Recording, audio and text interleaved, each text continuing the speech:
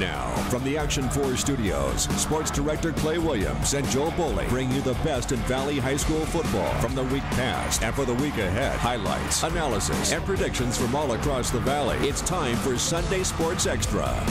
Hello and welcome to Sunday Sports Extra, the playoff edition.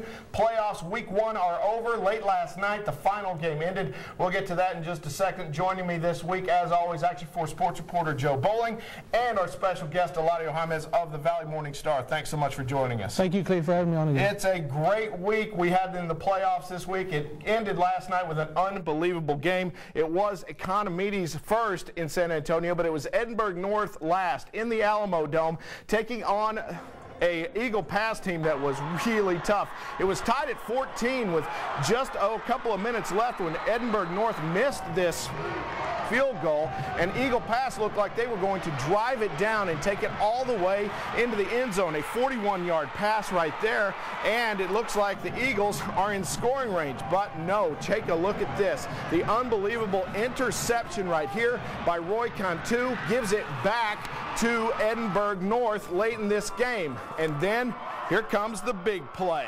Josh Vela is your quarterback. He launches it because he knows Adrian Morales is going to be wide open, and look at him take off and put a little distance between himself and the defenders. 89 yards for the touchdown that puts Edinburg North up 21-14. Eagle Pass, one last chance, another interception by the Edinburg North defense. Jerry De La Garza ends the game there. Afterwards, the 21-14 win. Everyone wanted to talk about the big play. I just ran my route as hard as I could, and I knew the quarterback was going to get it to me. No, he told me get ready in third quarter, and I just waited for my time, and he got it to me. Earlier in the game, I knew that route was going to be open, that my coaches were telling at me, yelling at me, and he was telling me as well. So I just, when I needed it most, I gave him a shot. They had all momentum going until that one play, and we just were fortunate tonight. So take a look. That sets up the 5A Division II area round. Edinburg North, Harlingen South. It will be at Bogus Stadium. It will be Friday night. The winner of that game will take on either San Antonio Roosevelt or number 3 in the state, Cibolo Steel. But first, let's talk about Edinburg North and what they were able to do last night. Eladio, for a long time, the Cougars were getting by with their defense, but now it looks like their playmakers are really getting it done. They've got Adrian Alaniz in the backfield along with Matt Whitesides. They've got Morales, who made the big play last night. Josh Vela seems to be coming into his own as a quarterback. This is a team whose offense is peaking at the right time.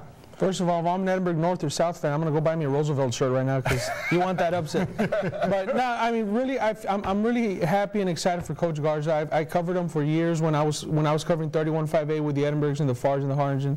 He's a good guy. He went through a lot of some hard times there a few years ago when they won 1-9 or 0-10, I can't remember. But yeah, 0-10 just last year. 0-10, and so you know they've been at the bottom. So it's nice to see them get back up there. I covered the Cougars against in the Alamo Dome a few years ago when a few of the 31-5As went 3 deep, and it wasn't the turnout that they had this time. So you know it's good for them. They've been playing good defense all year, like we've talked about, and it seems like they finally got it going on offense, and it's going to be a good matchup on Friday against Harlingen South. You mentioned the Alamo Dome. That's usually where Valley dreams go to die, but Edinburg North comes up with a big win up there in that back cave. Yeah, I was going to say, in the place that they all go to die, they find a way to win the game with big plays down the stretch.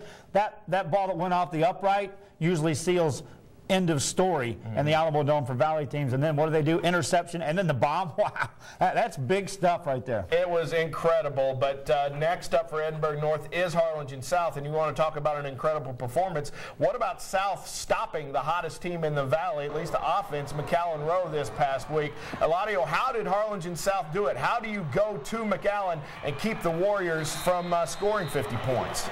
I think we got our first, or not our first, but the Valley, you know, being in the playoffs and being on the Valley-wide stage, got their first taste of Lanny Wilson football there, you know.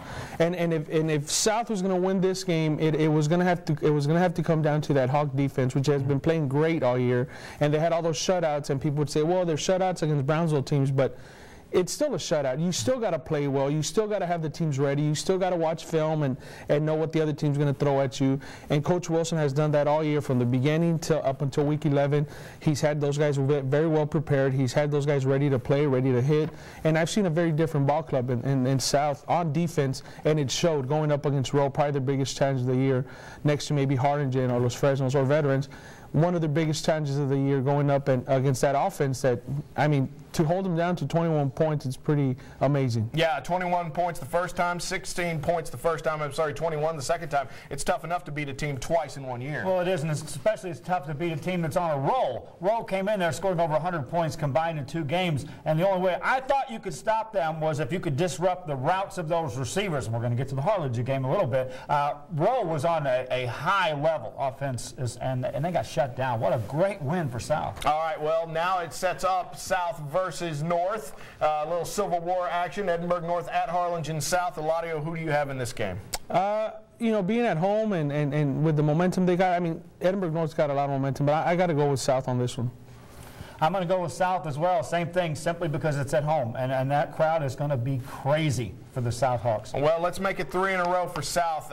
Edinburg North with a huge win last night, but I don't think the momentum carries through the way the Hawks are playing right now. I've got them winning the game. The other big game from last night in Schertz at the big stadium there for Schertz Clemens, it was Economedes and Del Rio. It was a 5 o'clock start, and this one was tied at 14 as well, just like the Edinburg North game. But then, yeah, Gudelio Garza with a 36-yard touchdown run. It's 21-14, and there's only 59 seconds, I should say, to go for Economedes, and they're already in 4th down. Doroteo Areola, 62-yard Hail Mary pass to Andres Duarte gives them the 1st down and another chance, but 2 pass plays fall complete. That was a complete pass, but it was just out of bounds, and then Bubba Villarreal on the 4th down run. It's not going to happen. Economedes falls 21-14. They finish the season 6-5.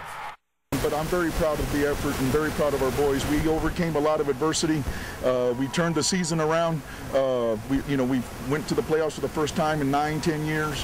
Had a winning record for the first time in like 5 years, and so the best is still yet to come for the Jaguars. While Economedes was going home, Del Rio goes on, and the Rams were being watched by their next opponent. Brownsville Veterans coach David Cantu was on hand at Schertz to watch the Rams. Here's what he has to say about both his next opponent and the Chargers' big upset win over Weslaco East. They have a lot of speed. They got guys who run extremely well. They got a halfback who carries the ball around 30 times a game and just very explosive. And on defense, just swarmed to the ball. Just very impressed by how all 11 they get after it. It's going to be a very tough matchup. It felt great. All those these years of hard work. You see, we got so many seniors that sacrificed a varsity year last year. They were juniors. They're more than good enough to be on varsity, and there's just a lot of happiness. Here you have it, 5A Division II area round. Brownsville Veterans and Del Rio will play 5 o'clock on Saturday at the biggest high school football stadium in the United States of America. That would be Alamo Stadium, the big bowl up north of the Alamo Dome. And next up, before the winner of Veterans and Del Rio will either be number 10 Smithson Valley or the other huge team in San Antonio, Brandeis. That's the one that everyone in the Alamo City will be looking at. But we are, of course, looking at Brownsville Veterans and how does a first-year varsity team go into Bobby Lackey Stadium and defeat Weslaco East, the district champions of 31-5A. It's not supposed to happen, Eladio. It's not supposed to happen, but it happened.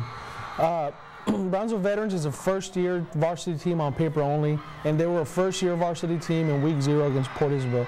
After that, they've been playing like veterans, no pun intended. I mean, they've been playing very, very well, and I saw them against Harlingen South for the first time, and I was very impressed with the intensity they played with how they hit, with how they run, with how they didn't give up till the last whistle. And when I saw them that week, and then I saw them a few weeks later against Harlingen, and a loss as well, I knew that was a very good team. And I told Coach Cantu after the Harlingen game, I can see you guys going to the playoffs and winning a couple of games. And going up against Del Rio, I saw Del Rio last year almost take out Harlingen. Brownsville Veterans needs to go in there with that same intensity. And I couldn't be happier for Coach Cantu after being reassigned in that whole BISD athletic mess out there. And, you know, it's good for him to be there and be taking those kids who who seem to be a good group of kids, and hopefully they got one more in them. I think they do.